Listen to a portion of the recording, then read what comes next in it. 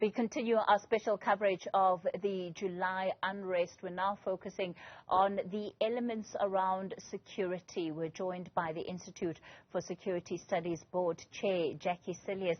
Jakkie, good evening to you. Thanks for your time.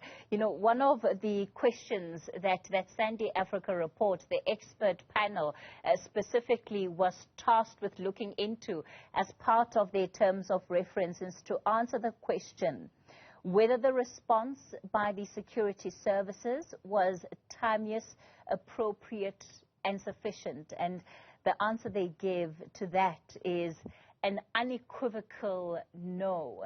Doesn't come as a surprise, but I suppose now that we have a lot more information than we did last year this time, what do you make of these incredible failings by the police and intelligence services? Well, I think, good evening. I think what is clear is that across the board, there is an effort by defense intelligence and the police to try and preempt, to try and be better prepared. But of course, they are battling the impact of a global slowdown, the impact of ongoing electricity blackouts in South Africa. So it's difficult times. The damage that has been done to the South African security agencies require a steady hand and requires time. The President has made a number of important permanent appointments to various of the security agencies. And I think that what is required really is in a sense, stability within that system and perhaps less public engagement and posturing, which we see a lot of, but really a steady hand to fix issues around detectives, issues around crime data, forensics, the management of the firearms registry in South Africa, these kind of things, rather than displays of public order policing over the long term, will help South Africa to make sure that we don't have a repeat of what we saw a year ago. How will we know that things are indeed being fixed and working for the better? It's a difficult one. Nobody really saw the extent to which the July 2021 events would spiral out of control. Even the instigators, I think, after that, behind that, were surprised, I think, about what happened. What we did see is we saw that the Crime and Justice Cluster, the security cluster, gave a briefing, and it's evident that from that perspective, perhaps belatedly, there are efforts to try and manage issues. But the proof of the pudding really lies in repeat evidence of large-scale violence in South Africa. And what happens with crime trends? I mean, it is self-evident that South Africa faces huge challenges with regard. If we look at the shootings in taverns, we look at our crime trends, and so on and so forth. Once we get a handle on particularly, and the best indicator often is our murder rates, once we see our murder rates stabilize and start coming down, and we see convictions improving, that's when we will see, I think, evidence of a turnaround. I don't think we're there yet. A lot of hard work, a lot of basic work needs to be done, really to establish integrity, to reestablish a culture of ethical policing, of prosecution within South Africa, and that takes time. So what you're saying, Jakkie, is that the fruit of whatever work is being done behind the scene will be made manifest in how our criminal justice system works and the ability to hold people accountable. And that's really one of the biggest problems that we face, that there's a prevailing sense of lawlessness and view that people can commit crimes and get away with it. And unfortunately, they do. Yes, and the problem with accountability is that it starts at the top. For example, if we look at the recommendations of the Zondo Commission and the people that have been fingered in them, some of them are still serving in senior positions in government, at deputy minister level, at ambassadorial level. One would have expected these people to step aside and that they be held to account. But we saw that does not happen, and the Arthur Fraser evidence, when he was moved sideways into correctional services, is a classical case of the damage that can be done by these kind of people. So there's the old saying, the fish rots from the head, and the example that is being set by the President within Cabinet, at the most senior levels in government, in Parliament, by making sure that the appointments of people that chair committees and so on are people beyond reproach. That's really where it needs to start. If we don't have that, it's very difficult to expect that lower order government officials, policemen and women, will really be able to turn this culture of lawlessness around in South Africa. One of the things that the expert panel recommended was the development of a national security strategy. And interestingly, it pointed to the need for South Africa to determine what it considers a national threat, including things like what constitute national interest in as far as infrastructure is concerned, because a lot of infrastructure also came under threat during that violence. The fact that a year on, at least not publicly, we don't seem to have gotten to that place where the President has started that process. Yes, we've got numerous policy documents and strategies and frameworks and legislation in South Africa.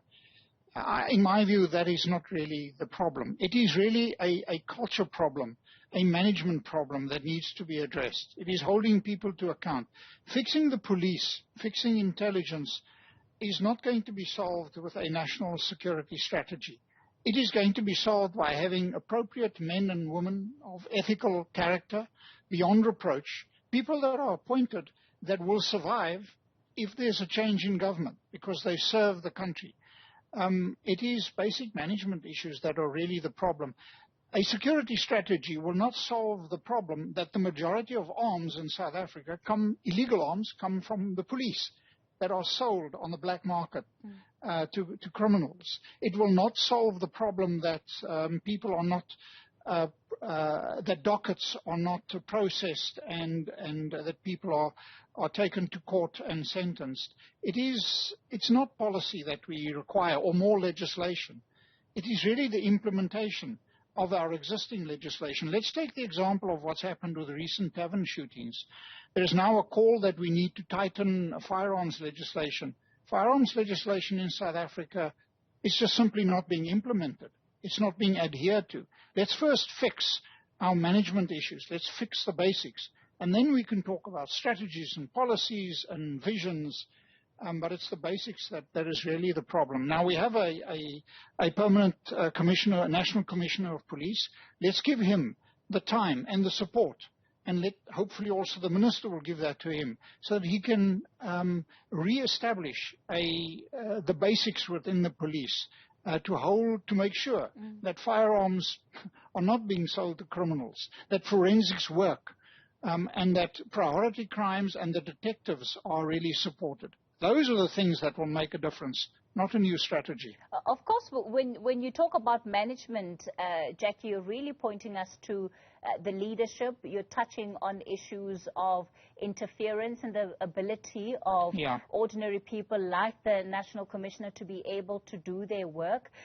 You're talking about coordination among ministers, people being able to work together, which is, again, one of the biggest failures out of the July unrest.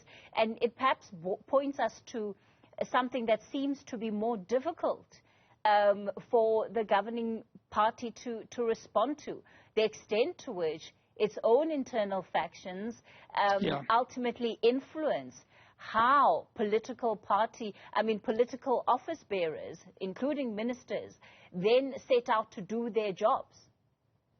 You put your finger on the problem. What we have is a factional fight, a fight to the death, literally, in places like KwaZulu-Natal, within the governing party, within the ANC, that is spilled out and threatens all of South Africa.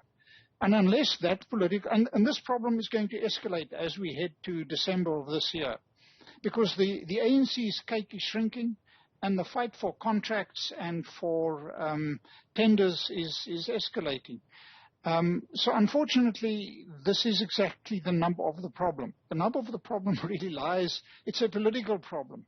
And that political problem has escalated and has boiled over and has created a national security problem for South Africa. And the reason why people are not being held to account within the ANC or in government is because the president, which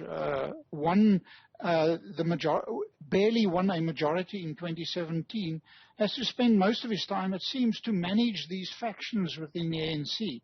Because if the ANC splits, then all bets are off the table, and then, in actual fact, all the other things become irrelevant because the party loses power. So that effort to keep unity within the ANC and to keep all the factions and the cadres happy, that we need to move beyond that. That we can move towards a South Africa and an ANC and parties that really look at the national interests. But amidst this fight within the two opposing factions within the ANC, it's difficult to see that we can really, well, we can do a lot, but it is important then to focus on the stability and the management and the non-political nature of the security agencies. Now, some progress has been made in that regard, I think. And Jackie, how do we make sure that as a nation we're not taken on this roller coaster ride in the way that we were in July? Well, I think South Africans need to take responsibility for whom they vote for and for the people that represent them. It's very clear that we have seen a political failure in South Africa that has now challenged us, and the chickens have come home to roost because we appointed, the ANC decided to appoint a leadership cadre, Jacob Zuma and his cronies, that caused a tremendous amount of harm to the country, and we are struggling to recover from that. I think eventually it's up to all of us. The President Ramaphosa, is desperately trying to turn this ship around. But the vested interests in the party, the policies of cadre deployment and lack of accountability within the party means that it's easy to break things. It's very difficult to turn the ship around. Whether it is possible to turn the ANC ship around, personally, I doubt. But that's a different issue. What we have to do is to try and find a way of moving that party political infighting out of the public domain. And the first step in that is appointing the best men and women, professionals, to permanent positions, and to get them to carry on with the job and not to interfere politically the whole time into the security agencies. Of course, there's much more that needs to be done. Parliamentary oversight and getting rid of the politics within the State Security Agency, where again, I think ANC factionalism really lies at the core of the problem that we've seen. The Zondo Commission has laid it all to bear for all of us. We can see what the problem is. To fix that is not easy. It requires a steady hand, and it requires more management and back to basics than it does new policies and new laws and new regulations and visions. We have all of that. All right. Institute for Security Studies Board Chair Jakkie Cilliers, let me thank you for your time and your contribution tonight.